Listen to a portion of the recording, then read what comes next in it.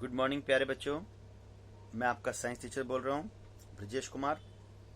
और आज हम तीसरी वर्कशीट पर चर्चा करने जा रहे हैं। पहली दो वर्कशीटें जो मैंने आपको भेजी थी, कुछ बच्चों ने बहुत अच्छा काम किया, जिन्होंने नहीं किया वो भी जल्दी करें। अगली बार मैं आपको उन अच्छे बच्चों का नाम भी बताऊंगा कि जो बहुत अच्छा कर रहे हैं। उम्मीद करता हूँ कि अगली बार मैं सबका नाम बताऊँ। जिन्होंने नहीं किया है काम, वो जल्दी से जल्दी काम करके व्हाट्सएप ग्रुप में डालें। तो रासायनिक अभिक्रियाएं एवं रासायनिक समीकरण पाठ का नाम है, और चैप्टर हमारा ये जो चल रहा है, इसमें जो टॉपिक हम आज ले रहे हैं वो है वियोजन अभिक्रिया। चलिए शुरू करते हैं। कि बच्चों मैं बता दूं आपको, वियोजन माने होता है टूट जाना।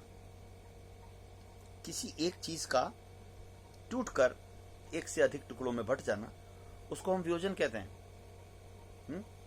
तो वियोजन अभिक्रिया में एक अभिकारक टूटकर छोटे छोटे उत्पाद देता है।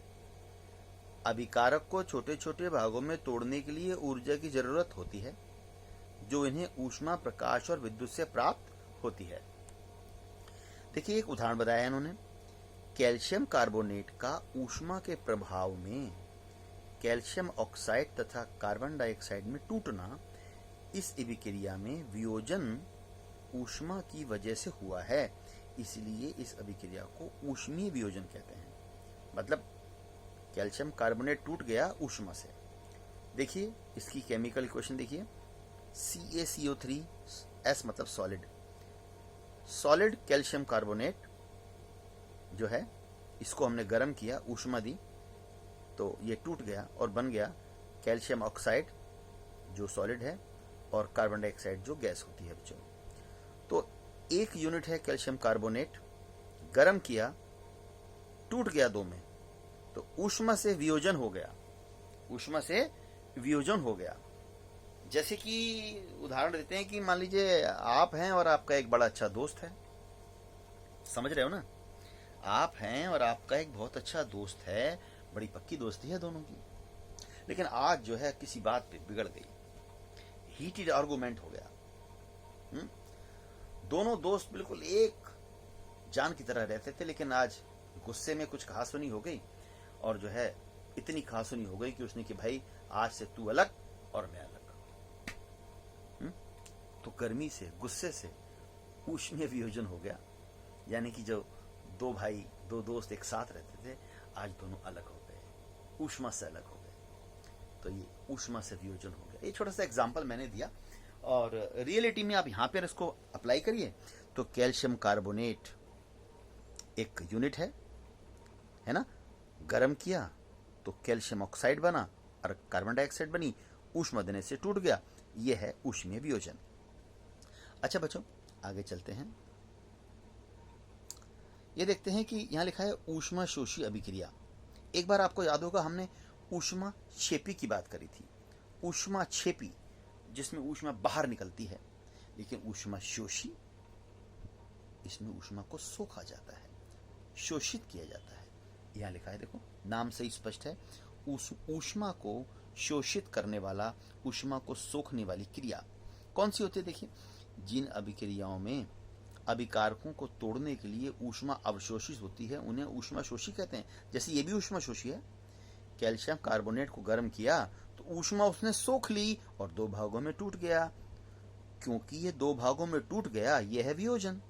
और क्योंकि ऊष्मा से टूटा, इसलिए ऊष्मीय वियोजन। और क्योंकि ऊष्मा सोखी गई, इसलिए ये क्रिया है ऊष्मा शोषी अभिक्रिया। एक ही रिएक्शन से सारी बातें क्लियर हैं। इसमें ये चीज दो में टूट गई, इसलिए ये वियोजन क्रिया है। ऊष्मा के उपयोग से टूटी तो ऊष्मीय वियोजन है, और क्योंकि इसमें ऊष्मा सोखी गई, इसलिए ये ऊष्मा शोषी अभिक्रिया है। तो बच्चों, जिन अभिक्रियाओं में अभिकारकों को तोड़ने के लिए ऊष्मा अवशोषित होती है, उन्हें ऊष्मा शोषी अभिक्रिया कहते हैं। आई रिपीट, जिन अभिक्रियाओं में अभिकारकों को तोड़ने के लिए ऊष्मा अवशोषित होती है, उन्हें ऊष्मा शोषी अभिक्रिया कहते हैं। एक बड़ा इंपॉर्टेंट उदाहरण देखिए। हरे रंग के फेरस सल्फेट को गर्म करने पर क्या होता है? देखो, फेरस सल्फेट हरे रंग का होता है, इसे ऊष्मा दी, प्लस ऊष्मा, गर्म किया तो ये टूट गया Fe2O3, iron oxide plus sulphur dioxide and sulphur trioxide. बहुत इंपॉर्टेंट क्रिया है ये बच्चों, पेपर में बहुत आती है कि क्या होता है जब हम हरे रंग के फेरस सल्फेट को गर्म करते हैं। आप लिखोगे कि जब हम हरे रंग के फेरस सल्फेट को गर्म करते हैं तो ये ऊष्मीय वियोजन के कारण 3 भागों में टूट जाता है। पहला भाग है आयरन ऑक्साइड, ये है सल्फर डाइऑक्साइड और ये है सल्फर ट्राइऑक्साइड। इसको फेरिक ऑक्साइड कहते हैं बच्चों, Fe2O3 फेरिक ऑक्साइड। तो ये ऊष्मीय वियोजन हो गया और ऊष्मा शोषीय अभिक्रिया भी है बच्चों। तो ये दोनों क्रियाएं आपको बता रही हैं कि ये दोनों क्रियाएं हैं वियोजन क्रिया, ऊष्मा से हुई तो ऊष्मीय वियोजन, और ऊष्मा को सोख रही हैं तो ये ऊष्मा शोषीय अभिक्रिया भी है। यानी कि ये दोनों क्रिया ऊष्मीय वियोजन की क्रियाएं हैं और ये ऊष्मा शोषी भी होती हैं। ये देखो ऊपर लिखा हुआ है ना, वियोजन अभिक्रिया, ऊष्मा शोषी अभिक्रिया। वियोजन क्रिया जिसमें ऊष्मा सोखी जाए उसे ऊष्मा शोषी कहते हैं। प्यारे बच्चों, तो ये दोनों उदाहरण हमने कर लिए और हमारी पढ़ाई इतनी थी आज। बस इसके सवाल करते हैं, कितना आसान है देखिए। चलिए अब हम प्रश्न डिस्कस करते हैं। वियोजन अभिक्रिया होने के लिए ऊर्जा के प्रमुख स्रोत क्या हैं? बेटा, ऊर्जा के प्रमुख स्रोत वियोजन अभिक्रिया में ऊर्जा के प्रमुख स्रोत 3 दिए हुए थे। यहाँ पे कहाँ गए? ये गए, ऊष्मा, प्रकाश और विद्युत। यानी कि ऊष्मा, प्रकाश और विद्युत। आप लिखोगे कि वियोजन अभिक्रिया होने के लिए ऊर्जा के प्रमुख स्रोत हैं ऊष्मा, प्रकाश और विद्युत। हो गया जवाब, याद भी कर लेना। दूसरा सवाल, कैल्शियम कार्बोनेट के ऊष्मीय वियोजन के एक ऐसे उत्पाद का नाम लिखिए। कैल्शियम कार्बोनेट, ये वाला कैल्शियम कार्बोनेट के ऊष्मीय वियोजन के ऐसे उत्पाद का नाम लिखिए जो पौधों को अपने भोजन बनाने के लिए आवश्यक है। तो बेटा ये तो सारे बच्चे जानते हैं, छोटे छोटे भी जानते हैं, तुम तो 10वीं में हो, कि इससे जो 2 प्रोडक्ट बने, कौन सा वाला पौधे इस्तेमाल करते भैया? ये वाला, कार्बन डाइऑक्साइड। ये प्रकाश संश्लेषण में पौधे भोजन बनाने में इस्तेमाल करते हैं ना, तो मेरे हिसाब से यही इसका जवाब होना चाहिए, लिख देना।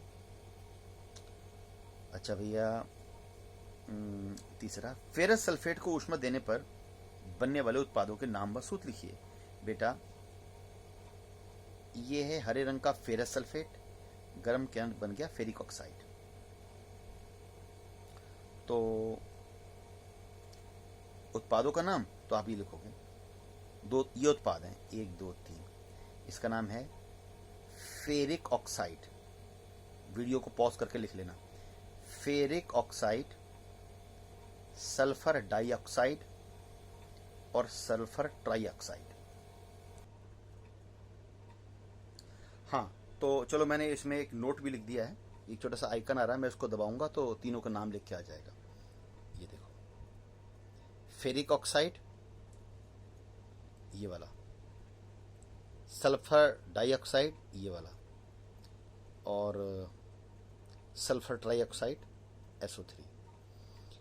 Fe2O3 है फेरिक ऑक्साइड, SO2 है सल्फर डाइऑक्साइड, SO3 है सल्फर ट्राइऑक्साइड। ओके, चलिए, तो हमारा हो गया था फेरस सल्फेट को ऊष्मा देने पर बनने वाले उत्पादों के नाम व सूत्र लिखिए। तो ये इक्वेशन लिख देना, ये सूत्र है फेरिक ऑक्साइड का, ये सूत्र है सल्फर डाइऑक्साइड का, ये सूत्र है सल्फर ट्राइऑक्साइड का। ठीक है बच्चों, अब हम आते हैं कि चौथा सवाल, वियोजन अभिक्रिया को ऊष्मा शोषी अभिक्रिया क्यों कहते हैं? वेरी सिंपल, क्योंकि इस अभिक्रिया में ऊष्मा को सोखा जाता है, ऊष्मा को शोषित किया जाता है, इसलिए वियोजन अभिक्रिया को ऊष्मा शोषी कहते हैं। अंतिम सवाल, फेरस सल्फेट और फेरिक ऑक्साइड किस रंग के होते हैं? तो ऊपर भी लिखा हुआ है, फेरस सल्फेट तो हरे रंग का होता है, लिखा हुआ है हरे रंग का फेरस सल्फेट। फेरस सल्फेट हरे रंग का, और फेरिक ऑक्साइड का कलर होता है बच्चों लाल भूरा। और इसकी अवस्था पूछिए तो लिख देना पाउडर, पाउडर की अवस्था में, सॉलिड स्टेट में ये होता है। वेरी गुड बच्चों, आप अच्छा कर रहे हैं, इसमें और भी अच्छा करके दिखाना। That's all for now.